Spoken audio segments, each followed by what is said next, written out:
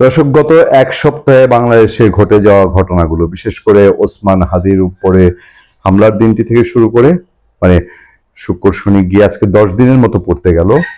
এক শুক্রবার থেকে আরেক শুক্রবার 8 দিন, তারপরে এখন আরো দ্বিতীয় দিন চলছে। এই 10 দিন ধরে দেশে যা চলছে এইটা সারা পৃথিবীর নজরে আসছে না, এবং সারা পৃথিবী তাকিয়ে আছে এই দেশটা কি কোনো গৃহযুদ্ধের দিকে যায়, এই দেশটা কি কোনো হানাহানি মারামারির দিকে যায়। স্বাভাবিকভাবে শঙ্কা সারা দেশের মানুষের মধ্যে শঙ্কা ছিল। ডক্টর ইউনূস যেভাবে দেশ চালাচ্ছেন, ঐক্যের নামে অনৈক্যের বীজ বপন করেছেন, সেই বিষ বৃক্ষ এখন ডালপালা মেরেছে। সেই উগ্রবাদীরা, সেই ধর্মীয় অ্যাক্টিভিস্টরা, ধর্মীয় অ্যাক্টিভিস্ট বলে ভুল হবে, ধর্মীয় বিপদগামী লোকজন, তাদের যে আস্ফালন দেখা যাচ্ছে, সেই আস্ফালনের ফলে সারা পৃথিবীর শান্তিকামী মানুষ তো বটেই, ইন্টারন্যাশনাল অর্গানাইজেশনগুলো যেগুলো উল্লেখযোগ্য সারা পৃথিবীতে, যদিও তাদের বহু খেলা আছে, তারা আমেরিকা ইউরোপ তাদের কথাতেই চলে, কিন্তু তারপরেও লোক দেখানো যে কথাগুলো, সেই কথাগুলো কি মিন করছে যে তোমরা বাবা শান্ত হও, ভাইয়ে ভাইয়ে কামড়াকামড়ি করো না, তোমরা সুদান আফগানিস্তান হয়েও না, তোমরা পাকিস্তান হয়েও না, সেই আওয়াজই তো দিচ্ছে আমাদের সামনে। সেরকম একটা খবর আছে, খবরটা যদি আপনারা চোখ বান তাহলে বুঝতে পারবেন যে বাইরের দেশের মানুষও আমাদেরকে নিয়ে দুশ্চিন্তায় পড়ে গেছে। হাদির মৃত্যু শান্তি বজায় রাখার আহ্বান জাতিসংঘ ও কমনওয়েলথের। মানে জাতিসংঘ কমনওয়েলথ খবর রাখছে যে বাংলাদেশে অশান্তির বাপ এবার নাচানাচি শুরু করেছে, অশান্তিতে এই দেশটা ডুবে যেতে পারে। খবরটা শিরোনাম দেখে তো আপনাদের এটা মনেই হতে পারে সহজে। ইনকিলাব মঞ্চের মুখপাত্র শরীফ ওসমান হাদির মৃত্যুতে শোক জানানোর পাশাপাশি সহিংস পরিস্থিতি এড়াতে শান্তি বজায় রাখার আহ্বান জানিয়েছে জাতিসংঘ ও কমনওয়েলথ।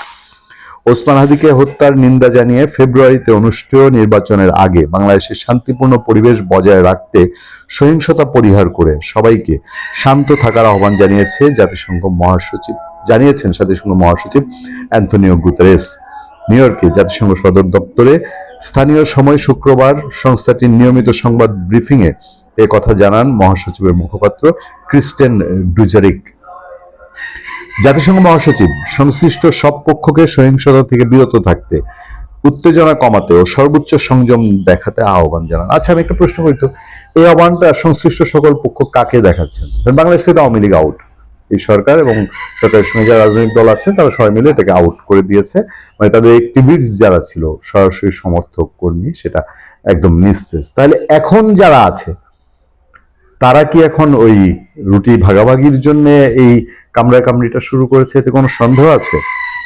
সহিংসতা বিষয়ে আন্তর্জাতিক মানবাধিকারের মানদণ্ড অনুসরণ করে দ্রুত, নিরপেক্ষ, পুঙ্খানুপুঙ্খ স্বচ্ছ তদন্ত পরিচালনা করার জন্য কর্তৃপক্ষের প্রতি আহ্বান জানিয়েছে। পৃথিবীর অন্য কোনো সভ্য দেশে এরকম প্রথম আলো বা ডেইলি স্টার পত্রিকা দুটো এভাবে পুরায় দিলে একটা ওইটার জন্য একটা স্পেশাল অপারেশন চালাইতে। বাংলাদেশে না এখন অপারেশন ডেভিল হান্টের ফেজ 2 চলছে।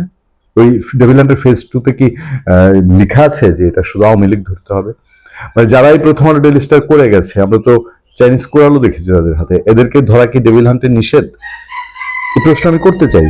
ওসমান হাদির মৃত্যুতে শোক জানিয়েছেন কমনওয়েলথের মহাসচিব শিরলে বোচোয়ে। কয়েকদিন আগে দেখে গেছেন বাংলাদেশে ঘুরে, যেটা যে কি জিলাপির প্যাচ। পাশাপাশি বাংলাদেশের বর্তমান পরিস্থিতি নিয়ে উদ্বেগ প্রকাশ করেছেন তিনি। ওয়েবসাইটে প্রকাশিত বিবৃতিতে শিলে বোচোয়ে ওসমান হাদির পরিবার ও প্রিয়জনের প্রতি সমবেদনা জানান। তিনি বলেন, সাম্প্রতিক সহিংসতার ঘটনায় বাংলাদেশের বর্তমান পরিস্থিতি নিয়ে তিনি গভীরভাবে উদ্বিগ্ন। আমরাই হয়তো বুঝতে পারছি না, আমরা না গা সয়া হয়ে গেছি কিনা।